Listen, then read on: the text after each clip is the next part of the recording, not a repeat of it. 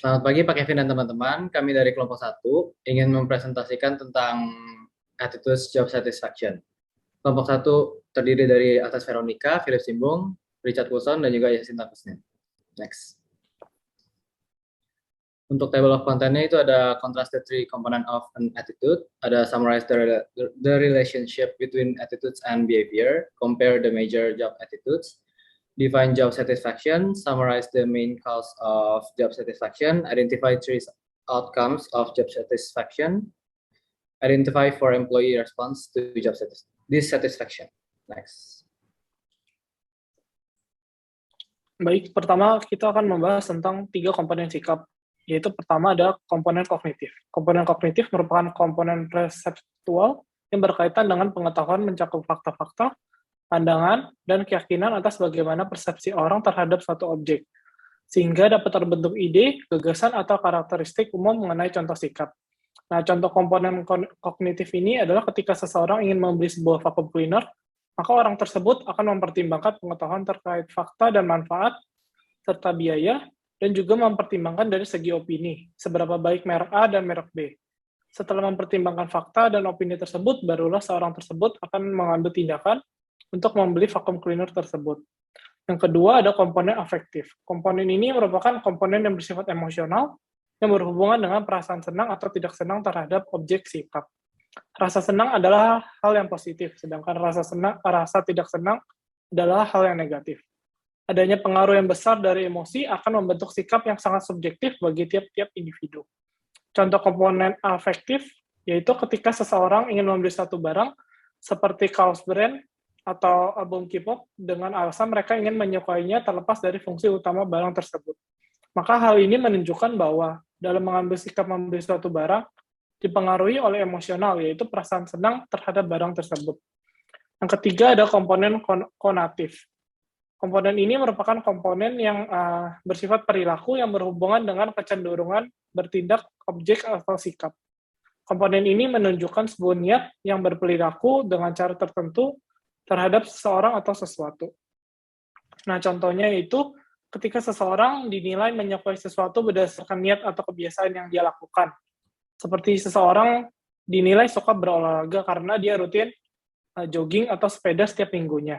Nah, hal ini dilakukan karena kecenderungan niat untuk melakukan olahraga dibandingkan dengan pandangan orang lain, atau pengetahuan serta perasaan tidak enak atau senang terhadap pandangan orang lain. Next. Yang kedua, kita akan membahas tentang hubungan antara sikap dan perilaku. Sikap yang dipegang seseorang menentukan apa yang mereka lakukan. Oleh karena itu, sikap yang dilakukan oleh setiap individu sangatlah berpengaruh terhadap perilaku individu itu sendiri. Nah, pengaruh terletak itu terdapat pada individu itu sendiri terhadap respon yang ditangkap, serta kecenderungan individu untuk melakukan tindakan yang dipengaruhi oleh berbagai faktor menimbulkan tingkah laku. Namun, perbedaan sikap dan perilaku cenderung terjadi ketika tekanan sosial untuk berperilaku dengan cara tertentu, seperti memegang kekuasaan yang luar biasa, dan memegang kehendak dalam satu organisasi. Nah, hubungan setiap perilaku itu juga kemungkinan akan jauh lebih kuat jika sikap itu mengacu pada hubungan yang memiliki pribadi secara langsung dengan orang tersebut. Selanjutnya akan dilanjutkan oleh rekan saya. Apa sikap kerja yang paling utama? Yang pertama ada job satisfaction. Positive feeling tentang pekerjaan yang dihasilkan dari evaluasi karakteristiknya.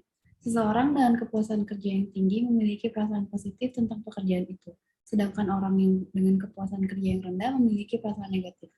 Selanjutnya ada keterlibatan kerja. Tingkat identifikasi psikologis dengan pekerjaan yang dimana kinerja yang dirasakan penting untuk harga diri. Karyawan yang memiliki job involvement yang tinggi sangat peduli tentang pekerjaan yang mereka lakukan. Yang ketiga, ada pemberdayaan psikologis. Keyakinan karyawan pada sejauh mana mereka mempengaruhi lingkungan kerja mereka, kompetisi mereka, keuntungan pekerjaan mereka, dan otonomi mereka. Psychological empowerment sangat memprediksi sikap dan ketegangan pekerjaan, sementara itu cukup memprediksi perilaku kinerja. Selanjutnya, ada dukungan organisasi yang dirasakan atau perceived organizational support. Sejauh mana karyawan percaya bahwa organisasi menghargai kontribusi mereka dan peduli dengan kesejahteraan mereka. Lebih tinggi ketika penghargaan adil, Karyawan terlibat dalam pengambilan keputusan dan supervisor terlihat mendukung.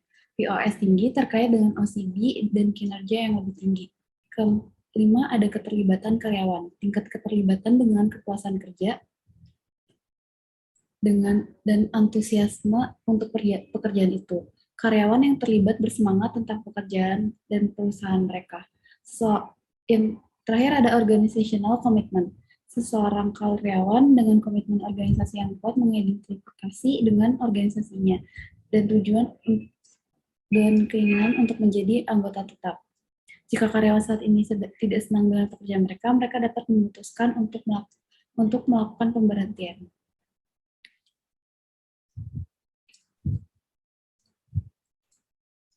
Job satisfaction sebagai respon perilaku sikap seseorang terhadap pekerjaan secara keseluruhan, yang kemudian diukur dengan evaluasi seseorang mengenal karakteristik pekerjaannya. Respon emosional terhadap kejadian-kejadian yang muncul di pekerjaannya, serta intensi perilaku dalam bekerja. Perasaan terhadap pekerjaan ini dapat dilihat melalui dua pendekatan, yaitu pendekatan umum dan khusus. Dalam hal ini, pendekatan umum melihat job satisfaction sebagai satu kesatuan dan perasaan karyawan pada pekerjaan secara keseluruhan. Dari teori-teori pengertian ini dapat diambil kesimpulan bahwa kepuasan kerja adalah cerminan dari perasaan atau sikap emosi positif yang berasal dari pengalaman kerja seseorang, serta aspek-aspek yang ada di dalam pekerjaannya. Next.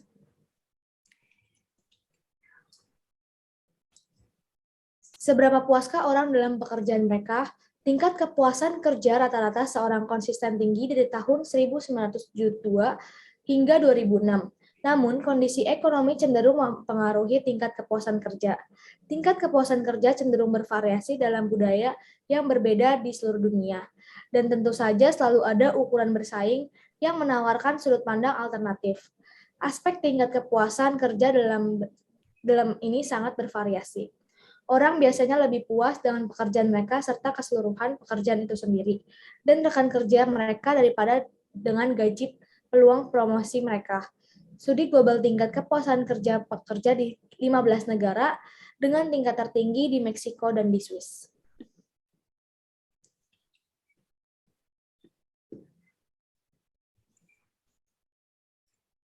Untuk cause of job satisfaction ada 4. Yang pertama itu ada job condition, di mana kondisi dari pekerjaan itu sendiri. Jadi semisal kalau organisasi memberikan pelatihan, dukungan sosial, dan adanya interaksi positif yang terjalin antara rekan kerja, tentu akan membuat pekerja menjadi suka dan nyaman dengan lingkungan pekerjaannya. Dan itu sikap intrinsik dalam pekerjaan juga mempengaruhi kepuasan kerja seseorang. Lalu dari personalitas, seseorang yang memiliki CSE atau Core Self Evaluation yang positif tentu akan lebih puas dengan pekerjaannya dibandingkan dengan orang yang CSE-nya rendah. CSE itu adalah tingkat kepercayaan diri dari hasil pekerjaan yang mereka kerjakan. Lalu ada Corporate Social Responsibility, itu membantu orang lain saat melakukan pekerjaan mereka. Jadi kebanyakan dari mereka lebih bahagia saat melakukan pekerjaannya. Hal ini juga dapat meningkatkan kesadaran diri dari seseorang akan dunia luar yang masih membutuhkan bantuan dari kita. Yang terakhir itu ada pay, di mana uang tentu akan menjadi suatu motivasi untuk seorang pekerja. Besarnya upah yang didapat oleh pekerja memiliki hubungan dengan kepuasan pekerjaan itu sendiri. Next.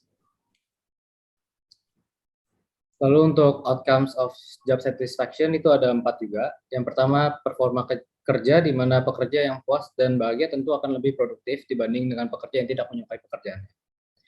Lalu ada organizational citizenship behaviors, ada kepuasan mempengaruhi perilaku organisasi. Dan para pekerja juga akan menceritakan hal yang baik-baik tentang organisasi tersebut jika mereka suka dengan pekerjaannya. Lalu ada customer satisfaction, itu ada karyawan garis depan atau yang biasa menyambut tamu. Jika mereka merasa puas dengan pekerjaannya, tentu akan membuat tamu yang datang juga merasakan hal yang sama dengan apa yang ia rasakan. Lalu ada life satisfaction, itu berhubungan dengan job satisfaction.